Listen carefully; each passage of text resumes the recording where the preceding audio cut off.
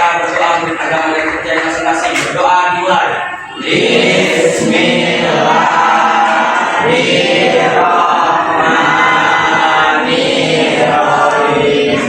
Raditu billahi rabban wa bil islami dinan wa bil muhammadin nabiyya wa rasulan rabbil zidni ilma warzuqni fahma wa amalan sholihan bi rahmatika ya arhamar rahimin.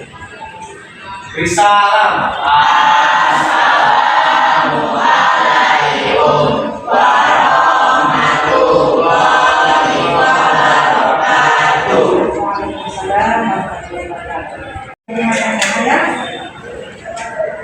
Adik, Al-Hafid, Anissa, Asra, Bella, Dara, Ega, Eki, namanya, Ojang, jawablah. Fitri, Asia, Indra, Leonardo, Moses, Muhammad Adria, Niara, Nabila, Nasra, Okta, Oki, Olivi, Rapaipa, Raja, Rido, Roni, Siska, Kedo.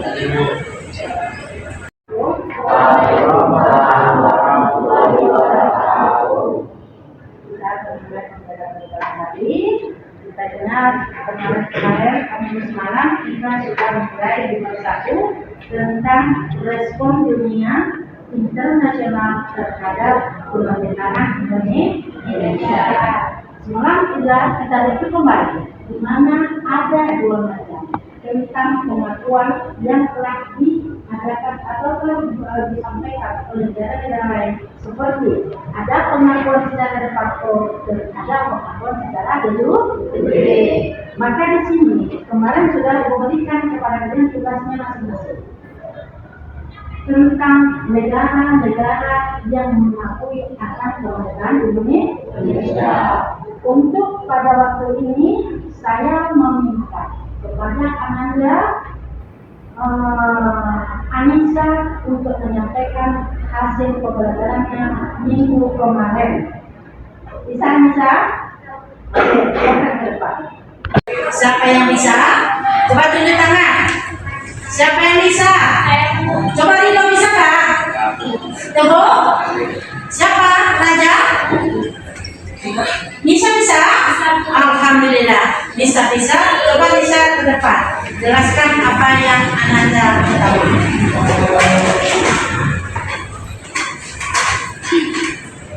Assalamualaikum warahmatullahi wabarakatuh. Waalaikumsalam warahmatullahi wabarakatuh. Saya Anissa ingin menjelaskan tentang hasil pembelajaran tentang negara-negara yang mengakui kemerdekaan Indonesia pada masa awal kemerdekaan. Salah satu negaranya yaitu negara Mesir. Mesir merupakan negara pertama yang mengakui kemerdekaan Indonesia. Pengakuan tersebut melalui proses yang cukup panjang. Setelah Indonesia memproklamasikan kemerdekaannya, maka Al-Ikhwan Al-Muslimin, organisasi Islam yang dipimpin oleh Syekh Hasan Al-Banna itu pun memperlihatkan dukungannya terhadap kemerdekaan Indonesia. Mereka berjuang dengan cara menggaungkan ilmu kepada media untuk memberikan kesempatan luas terhadap mahasiswa Indonesia untuk menulis tentang kemerdekaan Indonesia pada surat kabar lokal di Mesir. Selain itu, mereka juga membuat acara tablik akbar.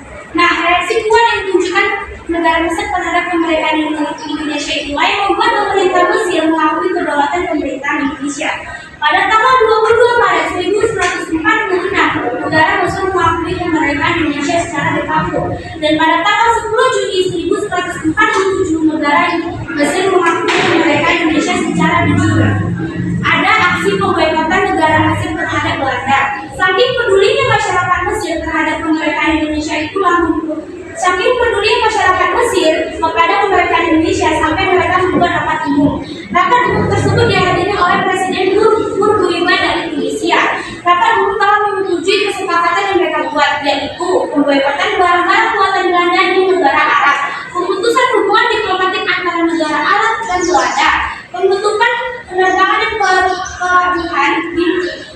Belanda di negara Arab, pembentukan perangkat kesehatan untuk menolak korban agresi di Belanda.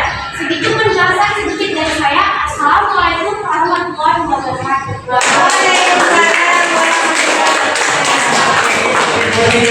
Anissa secara de facto dan secara de jure.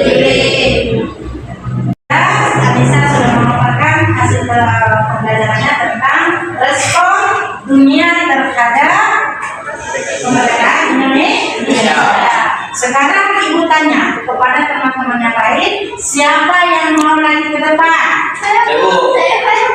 Siapa? Oke, bisa? Raja? Siapa saja yang mau? Coba, Naswa coba ke depan.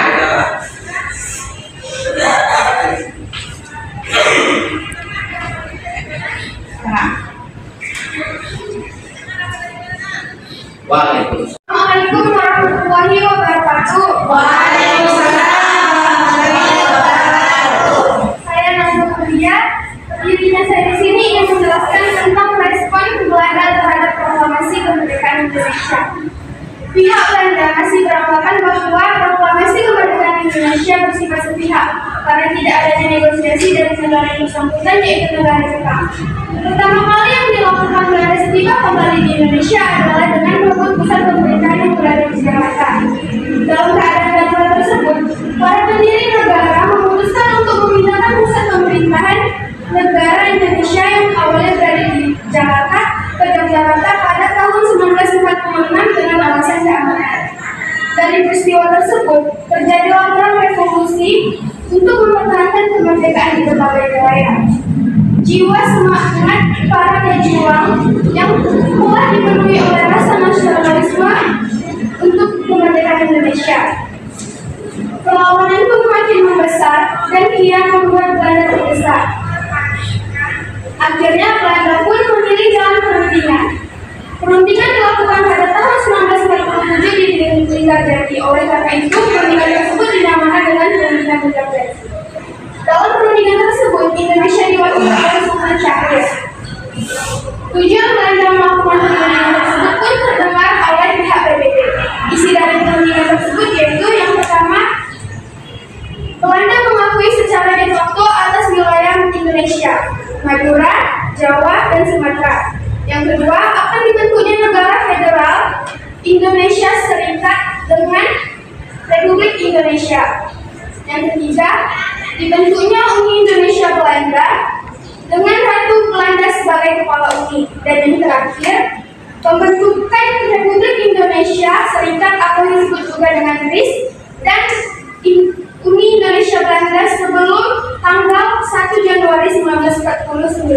Sekian dari saya. Assalamualaikum warahmatullahi wabarakatuh. Waalaikumsalam warahmatullahi wabarakatuh. Terima kasih Naswa. Sudah tampil si Naswa, si Anissa. Alhamdulillah untuk berikutnya hari kita sudah berdoa kita untuk saudara peminatan. Insya Allah minggu depan kita akan bertemu kembali. Mudah-mudahan sehat walafiat kita.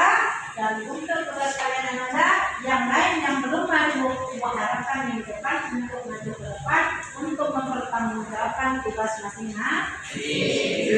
Mulai dengan Assalamualaikum warahmatullahi wabarakatuh.